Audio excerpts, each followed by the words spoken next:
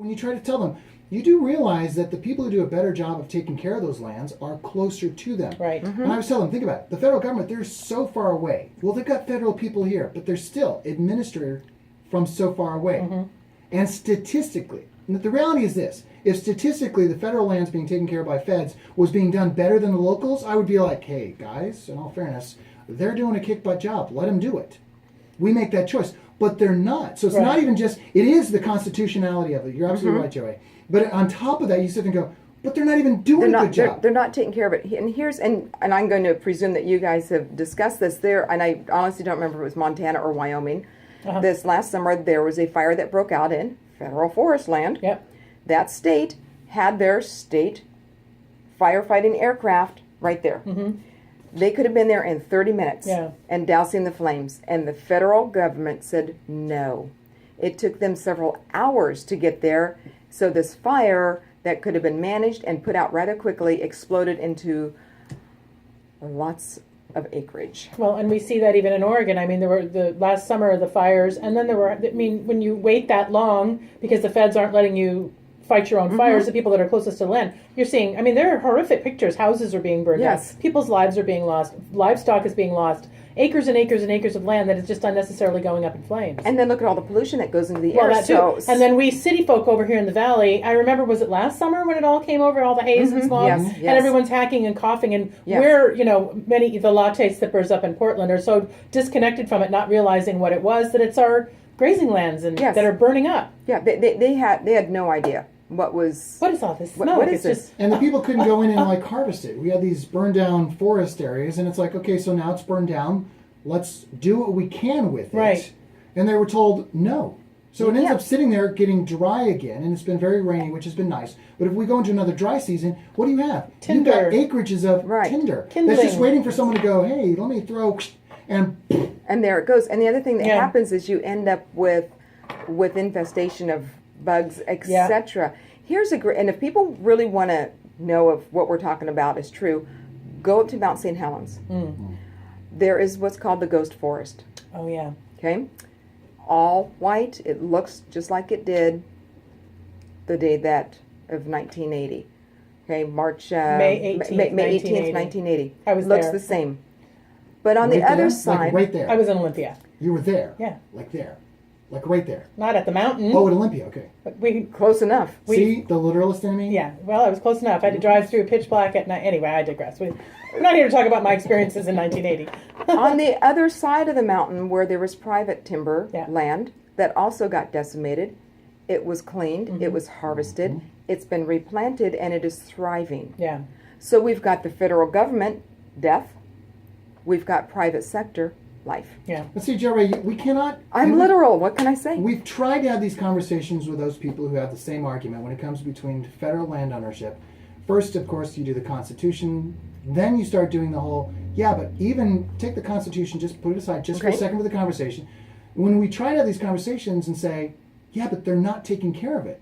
I would feel, it would be, to me, I'd be like, well, okay, there's the legality of it through the Constitution, but in all fairness. And unfortunately, when you bring those two things up, what do we always get? We always get that. Yeah, well, you're just a, and then some name. Or you hate government. You just hate government. You hate the spotted owl. I don't hate the spotted owl. I don't hate it as much as the barred owl hates the spotted owl. It's got bigger enemies than me. So here's the thing: is we are so used to going at those who do not agree with us. Maybe we need to take a different tactic. Those of us on the conservative side, we use more logic. Right. Okay? Facts, figures, logic.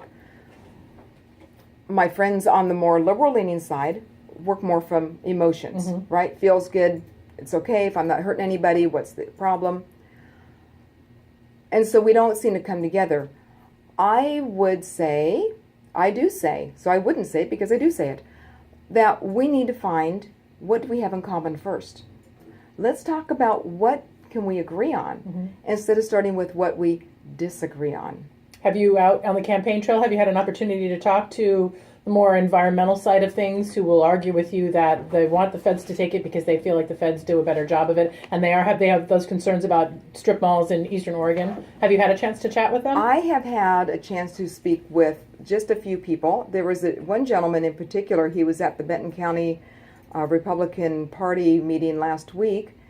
He is going to be running for a state seat on the Green Party ticket. Interesting. Very interesting, right?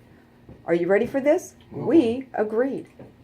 He does not like the fact that the federal government owns that land. He says that land belongs to Oregonians. Get your hands off of it. Bring it back to our ownership. And this is a person on the Green Party ticket. To me, that seems like that is the common ground right there. We're all Oregonians. This land belongs to us. Resources and Yes. monies that are derived from use of those resources needs to stay in Oregon, especially Right. at some of these counties that have just been decimated. They've just been decimated. Now, here's a shocker. Just this last week, it comes out in the news that Oregon is going to get, and I apologize because the number did not stick in my head, a very large amount of money. And in the paper, it listed all the counties that would get a percentage or the actual dollar amounts.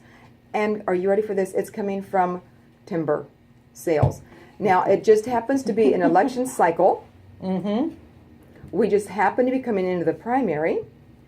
And the two people promoting this just both happen to be U.S. senators, one which just got elected, and of course the other one is up again. Yeah. So I found that rather opportunistic. That, oh, by the way, we suddenly found this money that should have been released.